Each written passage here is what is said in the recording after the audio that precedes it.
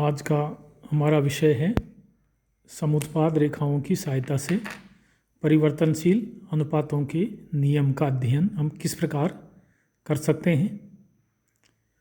तो देखिए, जैसा प्रीवियस वीडियो में मैंने आपको स्पष्ट किया था कि आधुनिक अर्थशास्त्रियों ने उत्पत्ति ह्रास नियम को अपने नए तरीके से स्पष्ट किया है।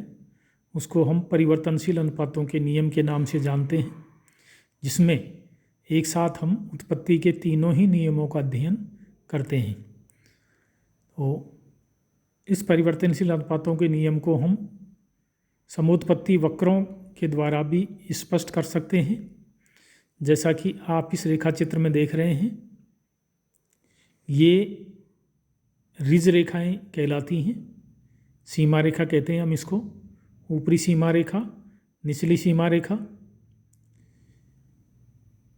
एक समोत्पत्ति वक्र जो होता है, इसकी ये विशेषता होती है कि इसके प्रत्येक बिंदु पर उत्पादक को समान उत्पादन प्राप्त होता है।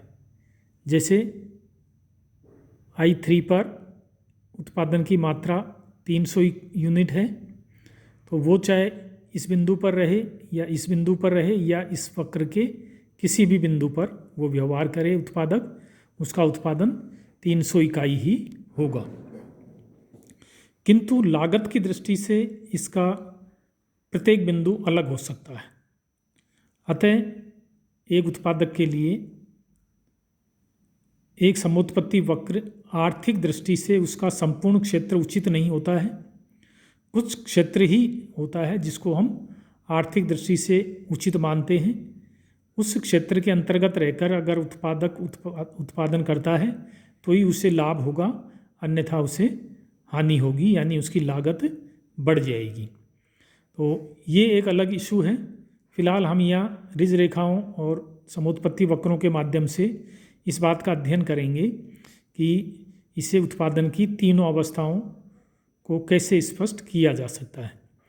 तो जैसे हम ये मान लें यहाँ कि साधन y, ये इधर जो हमने लिया है 0 y अक्ष पर साधन y ये स्थिर है, तथा साधन x जिसको हम 0x एक्सिस पर दिखा रहे हैं, इसको हम परिवर्तनशील मान लेते हैं। साथ ही हमने ये मान लिया कि साधन y की जो मात्रा है वो है 0r, जो स्थिर रहती है, जो इस लाइन से आप देख रहे हैं स्थिर है।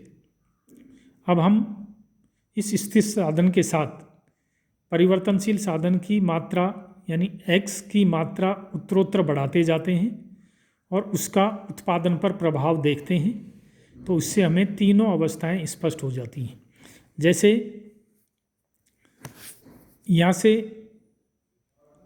इस स्थिर साधन के साथ x की जब मात्रा यहाँ तक बढ़ाते हैं 0x1 तक, तो यहाँ परिवर्तनशील साधन x का सीमांत उत्पादन तथा भौतिक उत्पादन दोनों में वृद्धि होती है। सीमांत उत्पादन और औसत उत्पादन दोनों में वृद्धि होती है, इसलिए कुल उत्पादन बढ़ती हुई दर से बढ़ता है। तो इसको हम कहते हैं प्रथम अवस्था, इस बिंदु तक।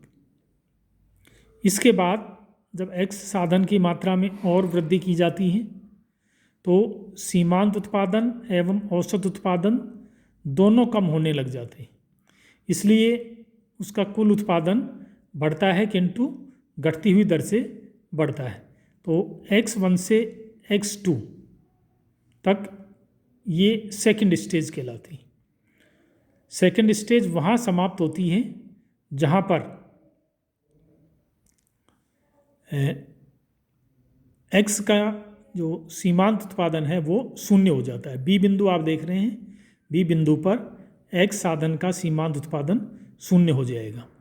इसके बावजूद अगर b साधन की मात्रा में वृद्धि की जाती है और ज़्यादा, तो x का उत्पादन ऋणात्मक हो जाता है और ऋणात्मक हो जाने के कारण कुल उत्पादन में कमी हो जाती है। इसको हम उत्पादन की तीसरी अवस्था कहते हैं।